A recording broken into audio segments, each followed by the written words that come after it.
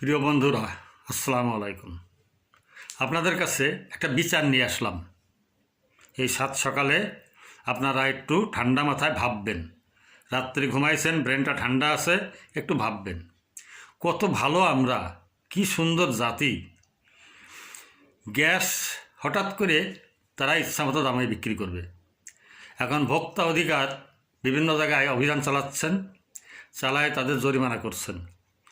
1250 টাকার গ্যাস কেন আপনি 1700 টাকা বেচবেন, 2200 টাকা বেচবেন? কাস্টমার আসলে গ্যাস নাই, 2200 টাকা দিলে গ্যাস আছে, এই কারণে তাদের জরিমানা করছেন। এবং তার প্রতিবাদে সমস্ত গ্যাসের দোকানদার এবং ডিলাররা ধর্মঘট করে বসছে। কি আবদার, কি চমৎকার দাবি!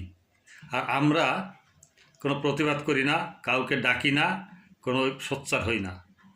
কি সুন্দর আমরা জিম্মি, প্রতিটা ক্ষেত্রে প্রতিটা জায়গায় আমরা জিম্মি।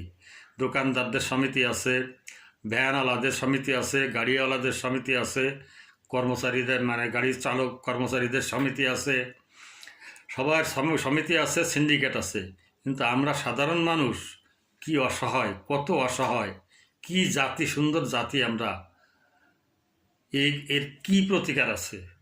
আপনাদেরকে জানা থাকলে একটু মতামত দিবেন তো। ধন্যবাদ সবাইকে।